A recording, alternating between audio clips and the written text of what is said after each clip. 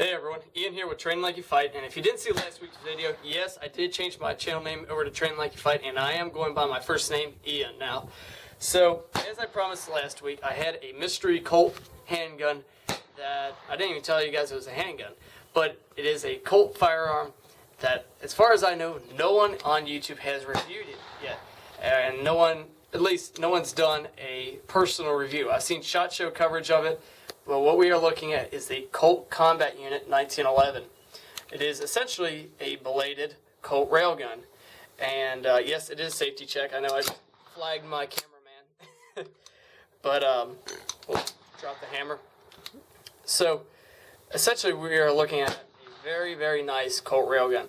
The biggest differences between this and the Colt Rail Gun is the fact that the front and back strap are checkered. The back strap is actually metal. It is not a plastic back strap, and I just felt that Colt kind of cut some corners with the rail gun, and I wasn't impressed with that. And then this guy came out, and I had to get it. I know it is a heck of a lot more than the Colt Rail Gun, but it just had everything I ever wanted in a 1911.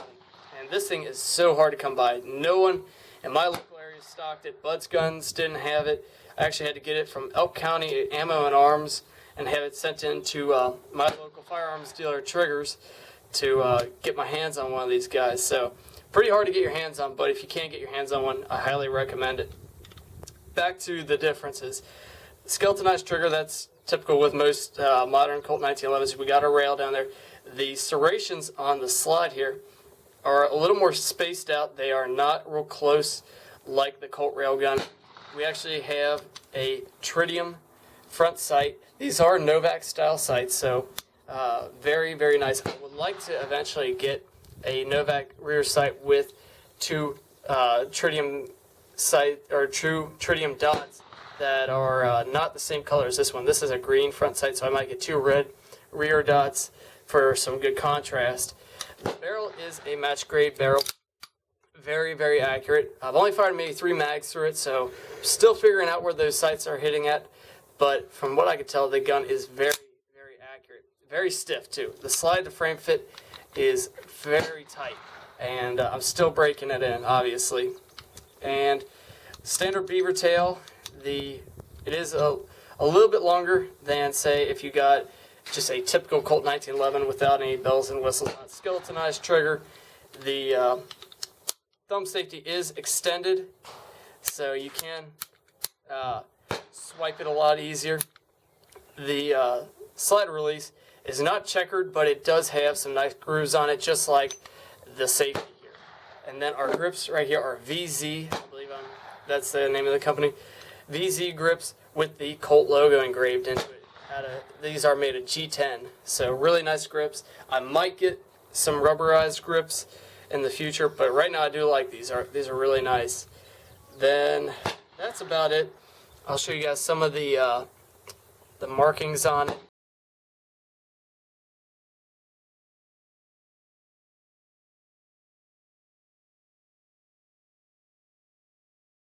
It says right there. So really, really sharp handgun. I really like it a lot. So I'm gonna break down the handgun, give some of you 1911 pros an inside look at it. I am by far an expert on 1911s. This is my first actual real handgun. I know I used to have an airsoft gun that looked just like it. So I'm not an expert on 1911s. I don't know how to fit barrels, don't know how to do anything when it comes to handcrafting 1911s. So we're going to break. I'm going to give you guys an inside look, and we'll get on with the shooting. Alright guys, got the whole gun broken down here, and pretty typical 1911. The barrel, as you can see, I've dirtied it up. That's a lot of the paint and stuff coming off of it. Obviously, brand new gun. It's in its breaking stages right now.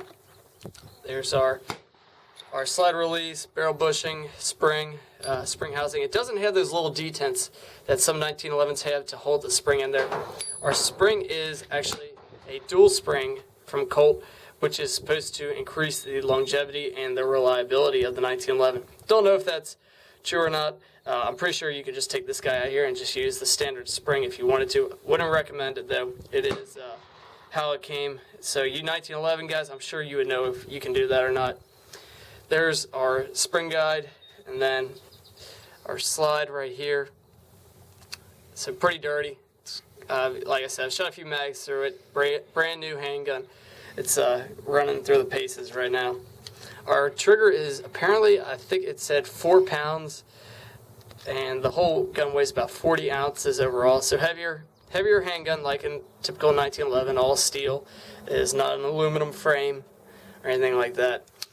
So there you go. That's the inside of the Colt Rail Gun. So let me get this guy all put back together, and we'll do some shooting. Alright everyone, we got the range all set up and ready to go. I have one target down range, and we're going to use 2 of these magazines that my 1911 came with. Just standard 8-rounder, so 16 rounds total. And I would like to know what are the best mags I can get for one of these Colt 1911s. I'm not an expert on 1911s. I'm really new to this community. I know ARs backwards and forwards, but 1911s, I'm just learning. So if you guys have a really good mag you recommend, I would like to see a black or a kind of a matte gray magazine. You know me, I like to have all the tactical, high-speed looking stuff for my kit. So I'm looking for something around that. Price doesn't matter to me. You know me, if I can afford this, I can afford some good mags. And if you guys know a good threaded barrel, yeah, eventually I want to get a threaded barrel on the end of this thing so I can submit my Form 4 and get a suppressor for it. I know some of you guys might not think that's the smartest thing to do with a $1,500 1911, but I'd like to really suppress this thing. So enough of me talking, let's get on with the shooting.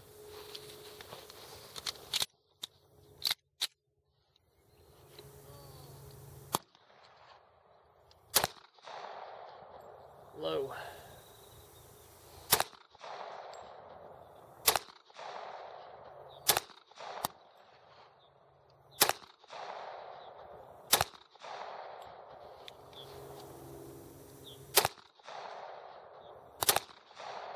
Ooh, just yanked that one off.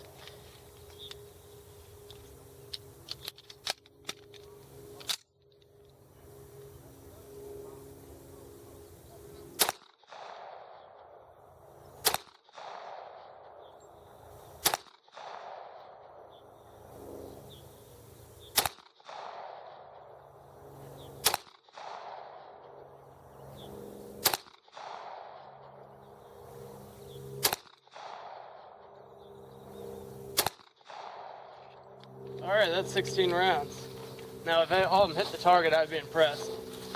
Like I said, I need to spend a little more time on the range, getting used to this handgun. But, as you saw from my video last week, me with a brand new handgun, I'm not the most accurate. So what we got? 1, 2, 3, 4, 5, 6, 7, 8, 9, 10, 11, 12, 13. So I missed a few times, not too bad.